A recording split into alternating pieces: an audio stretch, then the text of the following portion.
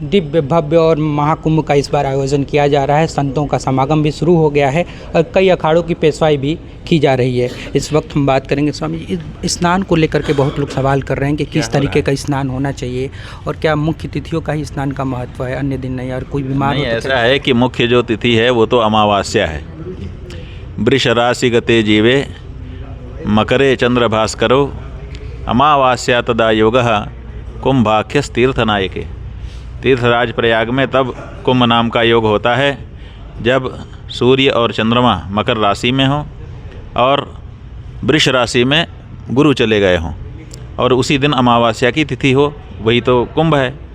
तो अमावस्या की जो तिथि आएगी माघ महीने में वही मुख्य रूप से कुंभ है। बाकी और कौन सा कुंभ है? अमावस्या तदा योगः कुंभाख्यः। कुंभ नाम का योग तब होता है जब अमावस्या होती है। तो अमावस्या मुख्य पर्व है, उसी एक दिन खास बात है। बाकी उसके आनुषंगिक कि भाई उससे जुड़े हुए हैं इसलिए उनका भी महात्म्य है, इसलिए पूरे माघ मास का महात्म्य है। और जो पर्व हैं, संक्रांति है, बसंत पंचमी है, अचला सप्तमी है, ये सब ऐसे पर्व हैं, इनमें विशेष पुण्य हो जाता है। तो कुछ लोग नित्य का स्नान लाभ लेंगे, कुछ लोग पर्व के स्नान का लाभ लेंगे और कुछ लोग कुंभ पर्व का लाभ लेंगे। जिसकी जितनी क्षमता होगी उतना वो लाभ ले सकेगा।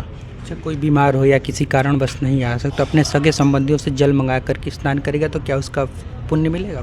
देखिए, बात यह है कि पहले तो जो लोग वहाँ जा रहे हैं उनके लिए समझ लो, केवल जा कर के डुबकी लगा लेना और दांत मांज लेना, कुल्ला कर लेना, आँख धो लेना, शरीर धो लेना, ये स्नान नहीं है।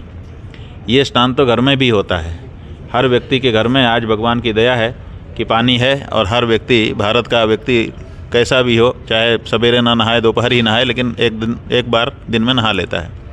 तो शरीर का मैल धोने का पानी हर व्यक्ति के घर में है। ये जो स्नान है ये मन का मैल धोने का स्नान है।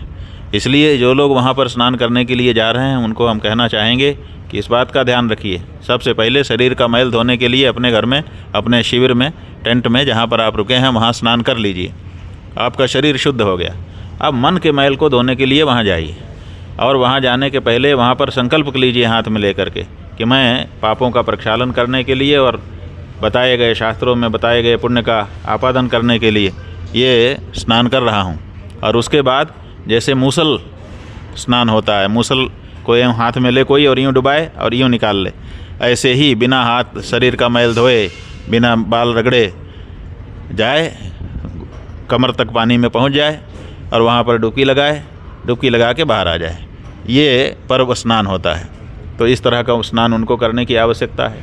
जो लोग यहाँ से चले गए लेकिन वहाँ जा कर के हिम्मत हार गए कि कैसे जाएं स्नान करने, भीड़ को देख करके हिम्मत हार गए अथवा ठंड को देख करके हिम्मत हार गए, तो वो वहाँ से जल मंगवा करके उसमें स्नान कर लें। और जो लोग यहाँ से ही नहीं जा पाए, कई कारण होते हैं, जैसे घर का कोई व्यक्ति जाने लगा तो घर में 2 ही लोग हैं तो एक को घर में भी रुकना पड़ता है, तो उसने अब स्वयं रुक करके दूसरे को भेजा, दूसरे को पुण्य लाभ अर्जित करने दिया, इसलिए उसको भी पुण्य मिल जाएगा क्योंकि वो सहयोगी बना। इसी तरह से जो लोग बिल्कुल नहीं जा पा रहे हैं किसी किन्हीं कारणों से, वहाँ जो व्यक्ति गए हैं उनके द्वारा लाए गए जल की बूंदें अगर छिड़क लेंगे तो उनको भी स्नान का फल मिल जाएगा। तो इसलिए हर व्यक्ति कुंभ स्नान का लाभ ले सकता है, जहाँ है वहीं से ले सकता है।